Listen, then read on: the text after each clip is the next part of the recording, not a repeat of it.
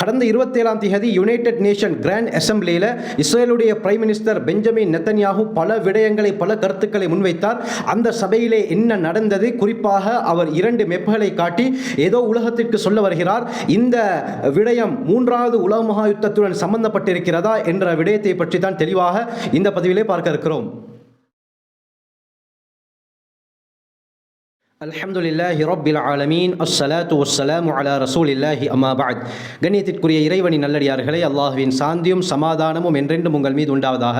UNGA United Nation Grand Assembly, ஐநா சபையுடைய பொது அமர்வு கடந்த செப்டம்பர் 8ஆம் தேதியிலிருந்து 28ஆம் தேதி வரை இடைப்பட்ட காலத்தில் அமெரிக்காவுடைய நியூயார்க்கில் நடந்தது. இது 79வது ஐநா சபையுடைய அமர்வாக இருந்தது.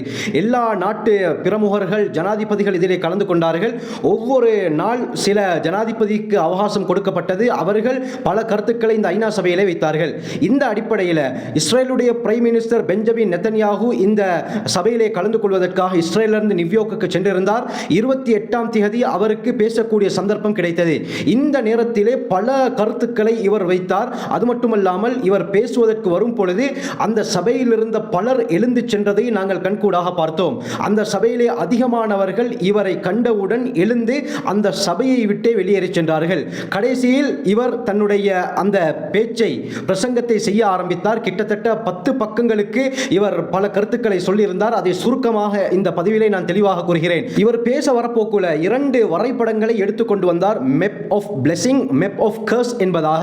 இதன் மூலமாக எதை இவர் சுட்டிக்காட்டினார் என்று பார்த்தால், இவர் இந்த சபைக்கு வந்தவுடன் தன்னுடைய நியாயத்தை பற்றி முதலில் பேச ஆரம்பித்தார். இவர் பேசிய விடயங்களில் அதிகமானது நியாயமற்றதாகத்தான் இருந்தது. அவர் என்ன சொன்னார் என்று சொன்னால், கடந்த 2023 அக்டோபர் 7ஆம் தேதி ஹமாஸ் எங்களை தாக்கினார்கள்.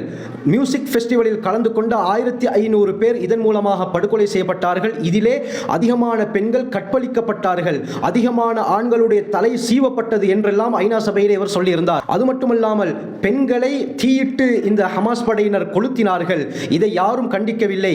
7ஆம் தேதி இவர்கள் தாக்கியதற்கு பிறகு 8ஆம் தேதி லெபனானுடைய ஹிஸ்புல்லா அமைப்பினர் கிட்டத்தட்ட 1000 ராக்கெட்டுகளை எம் மீது ஏவினார்கள். இதன் மூலமாகவும் நாங்கள் தாக்கப்பட்டோம். இவர்கள் எல்லாம் சேர்ந்து எங்களை முழுமையாக அழிக்கத்தான் பார்க்கிறார்கள்.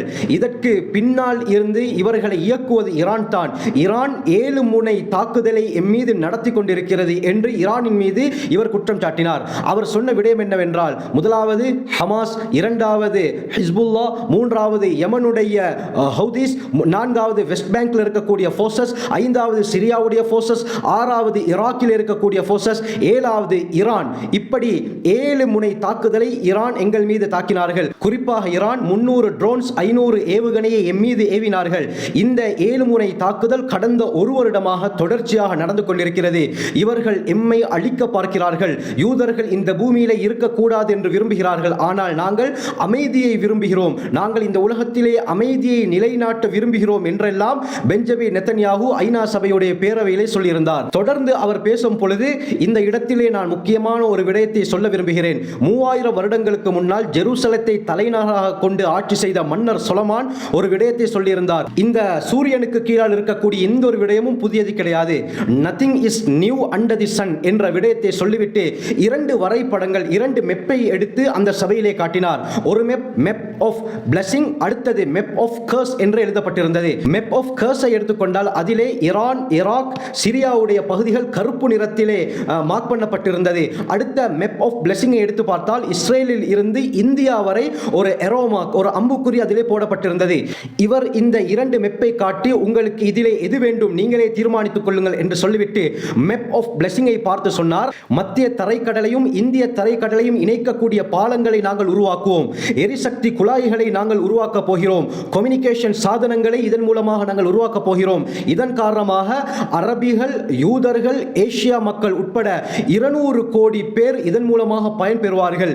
இந்த வரைபடம் உங்களுக்கு வேண்டுமா, அல்லது மத்திய தரைக்கடல் மூலமாக வரக்கூடிய சரக்கு கப்பல், வியாபார பொருட்களை ஏற்றி வரக்கூடிய இந்த கப்பல்களை வெடிகுண்டு வைத்து தாக்கக்கூடிய அரபு நாட்டு பகுதிகளிலே முழு உலகத்திற்கும் ஒரு அழிவை ஏற்படுத்தக்கூடிய இந்த ஈரானுடைய சதித்திட்டம் உள்ள மெப் ஆஃப் கர்ஸ் வேண்டுமா என்பதை நீங்களே தீர்மானித்துக் கொள்ளுங்கள் என்ற ஒரு விடயத்தை முன்வைத்தார். அது மட்டுமல்லாமல் இஸ்ரேலை நீங்கள் ஆதரியுங்கள், நாங்கள் அமைதியைத்தான் நிலைநாட்ட விரும்புகிறோம் என்றெல்லாம் அந்த சபையிலே நாவு கூசாமல் பேசியிருந்தார்.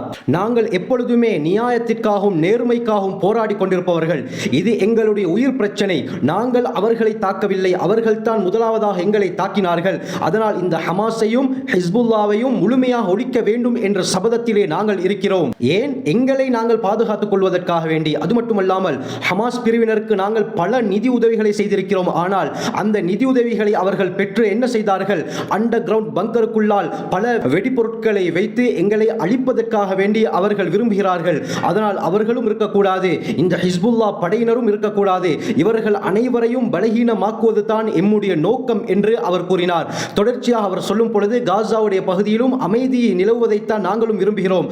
ஆனால் அது எப்பொழுது ஹமாஸை முழுமையாக அழித்ததற்கு பிறகுதான் என்று சொல்லிவிட்டு, பலஸ்தீனுடைய பிரசிடென்ட்டாக இருக்கக்கூடிய அப்பாஸ் அவர்கள் எங்களை கண்டிக்கிறார்கள், ஹமாஸை கண்டிக்காமல் அவர்கள் எங்களை கண்டிப்பதில் எந்த விதத்தில் நியாயம்? காரணம், அவர்கள் தான் எங்களை முதலில் தாக்கினார்கள் என்ற பெரிய ஒரு ஸ்பீச்சை பேசி ஐநா சபையிலே இவர் நிறைவு செய்தார். இதற்கு பிறகு பலஸ்தீனுடைய ஜனாதிபதி அப்பாஸ் அவர்கள் இந்த யுனைடெட் நேஷன் பொது பேரவையிலே என்ன கூறினார்?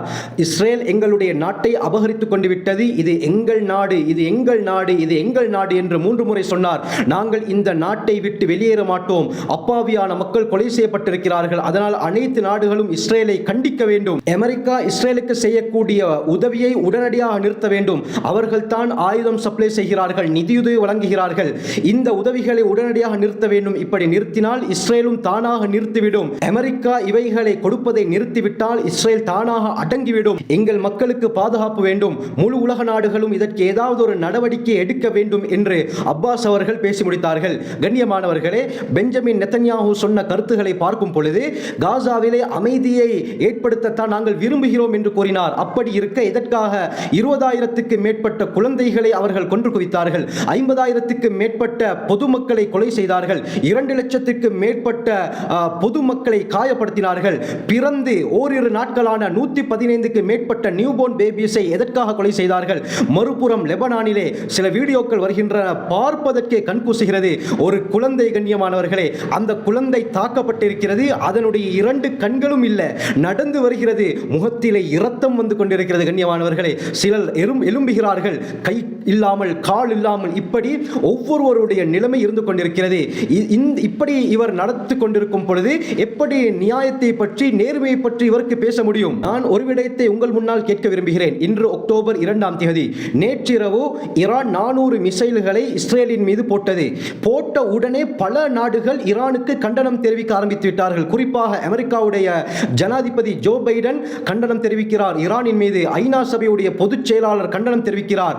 இந்த ஈரான் போட்டதற்கு மட்டும் எப்படி கண்டனம் தெரிவிக்க முடியும்?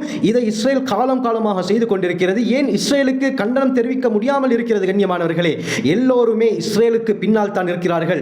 உலக நாடுகள், குறிப்பாக ஐரோப்பிய நாடுகள் எல்லாம் இஸ்ரேலுக்கு பின்னால் தான் இருக்கிறார்கள். இஸ்ரேல் தான் இந்த உலகத்தை ஆட்சி செய்து கொண்டிருக்கிறது. இஸ்ரேலுக்கு கீழால் தான் அமெரிக்காவும் இருக்கிறார்கள். கண்ணியமானவர்களே, இது தான் உண்மையான விடயம். இதனால தான் அனைத்து மேற்குலகம், ஐநா சபை உட்பட அனைவரும் இஸ்ரேலை ஆதரித்துக் கொண்டிருக்கிறார்கள். இங்கே ஈரான் ஏதாவது செய்துவிட்டால் பொருளாதார தடை விதிக்கிறார்கள். ஈராக்குக்கு இதற்கு முன்னால் விதித்தார்கள், சிரியாவிற்கு விதித்தார்கள், யமனுக்கு விதித்தார்கள். ஆனால் இஸ்ரேலுக்கு எப்போதாவது பொருளாதார தடை விதிக்கப்பட்டிருக்கிறதா? இல்லை. கண்ணியமானவர்களே, அல்லாஹ் தான் மிக அறிந்தவன். உலகம் அநியாயத்தால் சூழ்ந்து விட்டது. ஸல்லல்லாஹு அலைஹி வஸல்லம் அவர்கள் சொன்னது சரிதானே. இமாம் மஹ்தி அலைஹிஸ்ஸலாம் அவர்கள் வெளிப்படும் பொழுது முழு உலகமும் அனாச்சாரத்தால், அநியாயத்தால் மூழ்கி கிடக்கும். இவர்கள் முழு உலகத்தையும் நீதத்தாலும் நியாயத்தாலும் எம்லவுல் அர்த கிஸ்தவ் வ அத்லா நிரப்புவார்கள் என்று நபி அவர்கள் சொன்னார்களே, அது உண்மைதான். கண்ணியமானவர்களே, பொறுத்திருந்து தான் பார்க்க வேண்டும். இந்த யுத்தம் மிகப்பெரிய ஒரு பேரழிவை நோக்கி செல்லுமா அல்லது அடங்குமா என்பதை அல்லாஹ் தான் மிக அறிந்தவன். ஆகவே நாம் நம் வாழ்க்கையை சிறந்த முறையில் அமைத்துக் கொள்ள வல்ல அல்லாஹ் நம் அனைவருக்கும் கிருபை செய்வானாக. ஜஸாக்குமுல்லாஹு கைர். வாஹிரு தஅவானா அல்ஹம்துலில்லாஹி ரப்பில் ஆலமீன்.